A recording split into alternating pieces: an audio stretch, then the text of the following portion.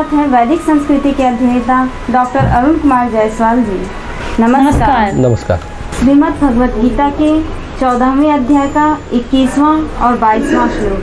अर्जुन उवाच कैर्लिंग स्त्रीन्गुणानेतान् तीतो भवति प्रभो किमाचारः कथं च तान् स्त्रीन्गुणानति वर्तते। श्री भगवान उवाच प्रकाशं च प्रवृत्तिं च मोहमेव च पांडव न द्वेष्टि संप्रवृत्तानि न निवृत्तानि कांक्षति। अर्जुन बोले, इन तीनों गुणों से अतीत पुरुष किन किन लक्षणों से युक्त होता है और किस प्रकार के आचरणों वाला होता है, तथा हे प्रभु मनुष्य किस उपाय से इन तीनों गुणों से अतीत होता है। तब श्री भगवान बोले, हे अर्जुन, जो पुरुष सत्य गुण के कार्य रूप प्रकाश को और रजोगुण के कार्य रूप प्रवृत्ति को तथा तमोगुण के कार्य रूप मोह को भी ना तो प्रवृत्त होने पर उनसे द्वेष करता है और ना निवृत्त होने पर उनकी आकांक्षा करता है। हमारी एक जिज्ञासा है कि अंतःकरण का प्रकाश क्या है, साथ ही यह भी बताएं कि मोह किसे कहते हैं। हमारा भी एक प्रश्न है कि अनासक्ति की स्थिति क्या है। आत्मा की शक्ति प्रकृति की शक्ति से बहुत ज्यादा है, यह कैसे? इस श्लोक में अर्जुन पूछते हैं, हे प्रभु, जो इन तीनों गुणों से पार चला गया वह किन लक्षणों के द्वारा जाना जाता है, उसका कैसा व्यवहार होता है और कैसे वह तीनों गुणों से परे जाता है। भगवान से पूछते हैं अर्जुन कि यह लक्षण क्या है। इसकी चर्चा पहले स्थित प्रज्ञ के लिए हुई थी। अर्जुन ने पहले भी पूछा था कि स्थित प्रज्ञ के लक्षण क्या है। उसी तरह यहाँ पूछते हैं कि त्रिगुणातीत के लक्षण क्या है, कैसे जानेंगे, कैसा आचार व्यवहार करता है, हम बाहर से उसके व्यवहार को कैसे जानेंगे। तो ये प्रश्न है अर्जुन के। तो 22वें श्लोक में भगवान जवाब देते हैं अर्जुन के प्रश्न का। जो गुणातीत हो गया है वह न तो प्रकाश, न सत्य का प्रभाव, न गतिविधि, न रजस का प्रभाव, न तमस के प्रभाव से प्रवृत्त होने पर भी न अपने मन से घृणा करता है, और हे पांडव, नहीं ये तीनों नहीं होते तो इनकी आकांक्षा करता है। पहले के श्लोक में हमने गुणों से संबंधित 3 तत्वों का अध्ययन किया था। एक है प्रकाश, प्रकाशमान दृष्टिकोण और अंदर का प्रकाश। सत्व आंतरिक प्रकाश उत्पन्न करता है, जगमगाता प्रकाश जिसे प्रकाशक कहा जाता है, यह सत्व का प्रभाव है। यानी अंतःकरण और इंद्रिय आदि में आलस्य का अभाव होकर जो एक प्रकार की चेतनता होती है उसका नाम है प्रकाश। दूसरा प्रवृत्ति है जिसका अर्थ है तीव्र क्रियाशीलता, यह रजस का प्रभाव है। और तीसरा है मोह, जो तमस का प्रभाव है। निद्रा और आलस की बहुलता से अंतःकरण और इंद्रियों में चेतन शक्ति के लय होने को मोह समझना चाहिए। तो भगवान इस श्लोक में कहते हैं जो तीनों गुणों से परे है वह दुखी नहीं होता। जब प्रकाश, प्रवृत्ति और मोह उत्पन्न होते हैं तो न चिंतित होता न वे व्यक्त होते हैं। ऐसा व्यक्ति इनके पार चला जाता है। वे आते और जाते रहते हैं। जब तक शरीर है तब तक प्रकृति के गुण हैं, वो आएंगे और जाएंगे ही। लेकिन जो पार चला गया वह सिर्फ साक्षी होता है, आते जाते रहेंगे, कोई परेशानी नहीं है। ऐसे व्यक्ति को वे छू नहीं पाते। सर्दी के लिए हम पर्याप्त वस्त्र पहनते हैं तो कितनी भी सर्दी सहन की जा सकती है, कोई भय नहीं है। पर यदि कम वस्त्र पहने हो तो हमें कष्ट हो सकता है। इस प्रकार जब व्यक्ति अपनी आध्यात्मिक उपलब्धि के द्वारा सशक्त हो गया है, गुणातीत हो गया है, अपनी आत्मा में प्रतिष्ठित हो गया है, गुणों के पार चला गया है, तो गुणों को आने जाने दीजिए, कोई फर्क नहीं पड़ता है। ये तब होता है जब हम शरीर और मन से प्रकृति के पार चले गए हों। जो इनमें कार्य कर रही आत्मा वो प्रकृति के परे है। यद्यपि वो आत्मा में स्थित है पर वो हमको कोई कष्ट नहीं देते। उनके होने या न होने से कोई फर्क नहीं पड़ता। यह पहला लक्षण है। जब हम ये काम करते हैं तब हम क्रोधित या असंतुलित नहीं होते हैं, नहीं हम इनकी आकांक्षा करते हैं। जब ये काम करना बंद कर देते हैं हम उदासीन हैं क्योंकि हम इनसे परे हैं।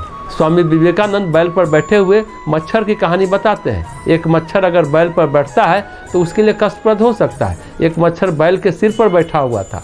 अचानक मच्छर को पश्चाताप हुआ और बोला, बैल महोदय, आपके ऊपर मैं बहुत देर से बैठा हूँ, इस कारण आपको कष्ट हो रहा होगा, मुझे इस बात का खेद है, मैं यहाँ से चला जाता हूँ। तो बैल ने उत्तर दिया, नहीं, कदापि नहीं, आप पूरे परिवार को ले आइए, आप अपना निवास स्थान मेरे सिर को बनाइए, मुझे भला क्या कष्ट आपसे होगा। यह अनासक्ति की स्थिति है। आत्मा की शक्ति प्रकृति की शक्ति से ज़्यादा है।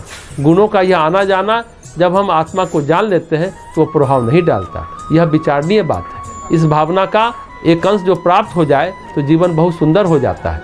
हमारी आंतरिक प्रकृति से थोड़ी आंतरिक शक्ति आनी चाहिए। यह इस श्लोक की बात है। आत्मा की शक्ति प्रकृति की शक्ति से बहुत ज़्यादा है, और जो आत्मा की शक्ति में अवस्थित हो जाता है प्रकृति उसको प्रभावित नहीं कर पाती। श्रीमद् भगवत गीता के 14वें अध्याय का 23वां श्लोक। उदासीन वदासीनो गुणैर्यो न विचाल्यते गुणावर्तन्त इत्येव यो अतिष्ठति निंगते।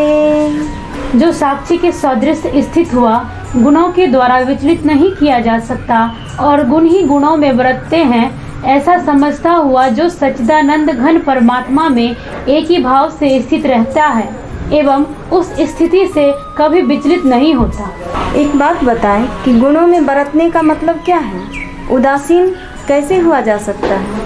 साथ ही यह भी बताएं कि क्या इसके लिए थोड़ी सी प्रशिक्षण की आवश्यकता है? पर यह प्रशिक्षण देगा कौन? हमारा भी एक प्रश्न है कि जब कोई गाली देता है तब बड़ा क्रोध आता है, पर इस क्रोध की ऊर्जा का रूपांतरण करके कैसे उदासीनता का पाठ पढ़ाया जा सकता है? एक बात और बताएं कि वेदांत मानवता को कैसा बनाना चाहता है? वह व्यक्ति जो उदासीन की भांति है, गुणों द्वारा प्रभावित नहीं होता। वह जो जानता है कि गुण कार्य करते हैं, जो आत्मस्थ होते हैं, उनके अंदर वह चलायमान नहीं होता, गुणों के द्वारा वह विचलित नहीं होता, और वह समझता है गुण ही गुणों में बरतते हैं और सच्चिदानंद घन परमात्मा में एक ही भाव से स्थित रहते हैं और उस स्थिति में कभी विचलित नहीं होते। गुणों का गुणों में बरतने का मतलब है त्रिगुणमयी माया से उत्पन्न हुए अंतःकरण के सहित इंद्रियों का अपने विषय में विचरना। इससे पहले के श्लोक में था गुण आते जाते रहते हैं, जो गुणातीत है, गुणों के आने जाने व उनके प्रभाव से पूर्णतः उदासीन है। ये प्रत्येक मनुष्य के लिए वास्तविक संभावना है। इस दिशा में कुछ प्रशिक्षण और ध्यान देना ही पर्याप्त है। उदाहरण के लिए युवावस्था में जब कोई गाली देता है तो हम बुरी तरह से विचलित हो जाते हैं और तीव्र प्रतिक्रिया करते हैं, लेकिन जब वही व्यक्ति वृद्ध हो जाता है, उसे कोई गाली देता है तो फिर वह तीव्र प्रतिक्रिया नहीं करता। उसने जीवन से कुछ अनुभव और ज्ञान प्राप्त कर लिए, वह सोचता है कोई बात नहीं, जाने दो। लेकिन जब हम युवा होते हैं तो हम कभी कभी तीव्र प्रतिक्रिया करते हैं। ऐसी स्थिति में यह देखा जा सकता है कि किसी समय वह घटना गंभीर मानी जाती थी, अब वह उतनी गंभीर नहीं मानी जाती। मानव प्रणाली में कोई नया मूल्य प्रविष्ट हो जाता है, उतार चढ़ाव के पार चले जाते हैं, तटस्थ रहते हैं, मानो उससे कोई लेना देना नहीं है। लोग उस व्यक्ति की आलोचना तीव्र गति से कर रहे हैं, लेकिन उसे कोई फर्क नहीं पड़ता। उसका यही दृष्टिकोण है, करते रहो, मुझे भी मजा आ रहा है। रामकृष्ण परमहंस ने कहा था, जब तुम्हें कोई गाली दे तो उससे केवल सुनो वह क्या कर रहा है, उस शब्दों को समझने की चेष्टा करो, फिर शब्द को ध्वनि में बदल दो और यह सोचो कि यह कुछ अक्षरों का मेल है, ध्वनियों का मेल है। ऐसी परिस्थिति में इस प्रकार की प्रक्रिया की क्षमता एक आध्यात्मिक क्षमता है। प्रत्येक व्यक्ति इस क्षमता का विकास कर सकता है, अन्यथा हम बहुत संवेदनशील हो जाते हैं। कोई हमें डांटता है तो हम तुरंत रोने लगते हैं या फिर हम आत्महत्या करने की सोचने लगते हैं। ऐसे व्यक्ति अधिक संवेदनशील होते हैं, जिनमें कदाचित कोई आध्यात्मिक बल नहीं होता। प्राय ऐसा देखा जाता है कि जब रिजल्ट निकलता है, परीक्षा परिणाम घोषित होते हैं, तब कोई विद्यार्थी कम अंक लाने के कारण या असफल होने के कारण मरने की सोचता है, या मर भी जाता है, या घर छोड़ के भाग जाता है। लोग क्या कहेंगे वो सामना नहीं कर सकता, माँ पिता या घर के अन्य लोगों से कैसे नज़र मिलाएंगे। ये क्या है? अत्यंत दुर्बल मन। इस तरह की प्रतिकूल परिस्थिति को, असफलता को स्वीकार करने का कोई बल नहीं है, बल्कि विभिन्न स्तर होते हैं, शरीर बल, मनोबल और आत्मबल। हमें निश्चित रूप से बल की आवश्यकता है। वेदांत का केवल एक संदेश है, बलशाली बनो, भयमुक्त बनो। प्रत्येक व्यक्ति में बहुत सी बातें हो सकती हैं, लेकिन हम सभी में एक गहन आयाम भी है, उसमें कुछ भी हम प्रकट कर सकते हैं, तो हम भयमुक्त हो सकते हैं, निश्चिंत रह सकते हैं। वेदांत मानवता को ऐसा ही बनाना चाहता है, बलशाली और निर्भीक। ऐसा व्यक्ति तीनों गुणों के प्रभाव से कभी विचलित नहीं होता। जो भी कार्य हो रहे हैं तो यह समझता है कि तीनों गुणों के कार्य हैं, गुण ही गुणों पर कार्य करके संसार का संचालन करते हैं। इसके बारे में हमें क्यों चिंता करनी चाहिए? जो ऐसा समझते हैं और इस प्रकार के निश्चय द्वारा शांत रहते हैं, वो कभी विचलित नहीं होते, कदाचित व्याकुल नहीं होते। ये मानव जीवन की आवश्यक उपलब्धि है, इसे ही चारित्रिक गुण कहते हैं। हम छुई मुई के पौधे के भांति हैं, छूने पर छुई मुई मृतप्राय हो जाता है। हमें सोचना समझना स्वीकारना चाहिए कि हमारे अंदर है आत्मबल।